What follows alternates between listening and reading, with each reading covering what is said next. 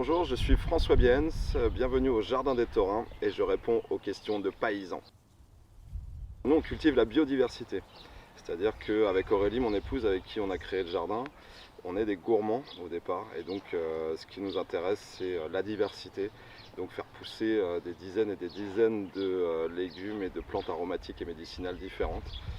Et voilà, petit à petit on est en train de monter un conservatoire vivant sur les variétés naturelles et reproductibles. Nous, on suit l'éthique de la permaculture, c'est-à-dire les trois fondements, donc économiser l'énergie humaine et répartir équitablement l'abondance que nous propose la nature. Mais la permaculture, c'est pas un métier. Nous, notre vrai métier, c'est horticulteur et maraîcher. Alors nous, c'est important de faire du lien intergénérationnel, du lien entre paysans, entre acteurs du monde rural. Et c'est pour ça qu'on fait aussi de l'éducation populaire, qu'on fait des animations, parce qu'on veut transmettre, on veut échanger. On veut planter des petites graines dans la tête des gens pour qu'ils soient eux-mêmes acteurs du changement et de l'avenir de la planète et de l'agriculture. Nous, on n'a pas vraiment eu le choix, c'est-à-dire que c'est le premier terrain qu'on nous a proposé. On venait au départ pour l'autonomie, suite aux lectures de Pierre Rabhi et des colibris. Il a fallu qu'on s'adapte à notre environnement, et ce qui est super intéressant aussi.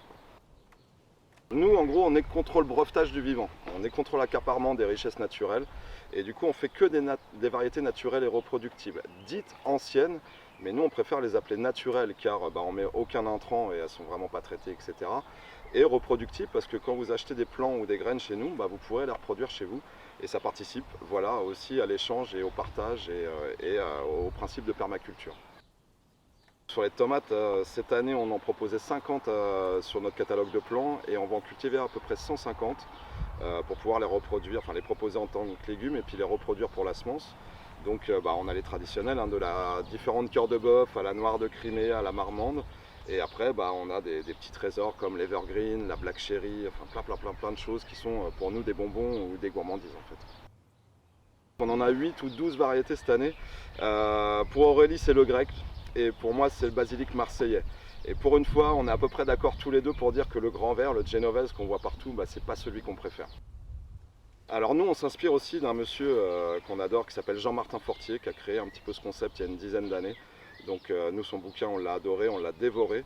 Et en fait il va falloir aussi penser un petit peu au rendement et puis pour nourrir tout le monde, pour sortir de l'industrialisation, pour sortir des machines, il va falloir des humains et du coup de l'artisanat. Des paysans de famille, comme il appelle Jean-Martin Fortier. Et du coup, on essaie de combiner les deux avec l'éthique de la permaculture. Mais on le voit, là, ça commence à changer. Déjà, on voit avec le confinement, déjà les clients sont vraiment demandeurs. C'était incroyable la demande qu'on a pu avoir. Et là, ça commence vraiment à s'installer dans le coin. Il y a des activités différentes, il y a plein de gens différents qui arrivent. Et là, voilà, la Puisaye, qui est une région magnifique dont on est tombé amoureux, et ça commence à bouger en bio, en artisanal. Et ça nous fait bien plaisir.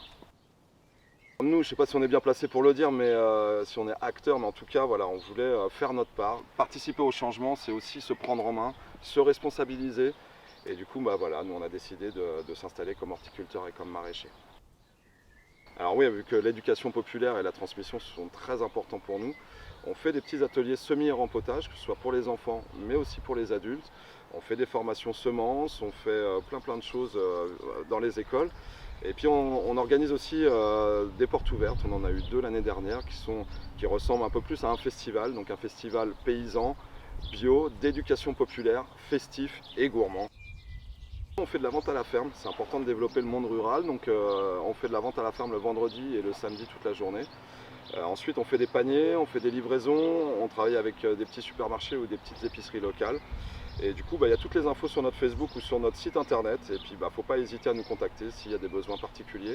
Parce que là, on veut vraiment développer la petite épicerie et la petite jardinerie locale et biologique. Oui, alors on a plusieurs activités. On fait en fait un petit peu de légumes, on fait des plants, on fait de la semence, on fait de la transformation et on fait des animations. Donc c'est Aurélie qui est chargée de la transformation. Et en gros, ça va du coulis de tomate au ketchup en passant par les sirops de basilic. Ou les gelées de piment, et voilà, elle s'amuse avec ces petits trucs de sorcière, comme je les appelle. Alors, vu que je viens du milieu du spectacle, moi il y a un objet qui me suit partout, parce que je suis un peu le chargé de maintenance sur la ferme. Donc voilà, c'est un laserman, donc un petit coucou aux copains du spectacle. Donc ça c'est un outil que j'ai tout le temps sur moi, qui fait couteau, tournevis, pince, et il me suit partout, et il m'aide tous les jours et plusieurs fois par jour.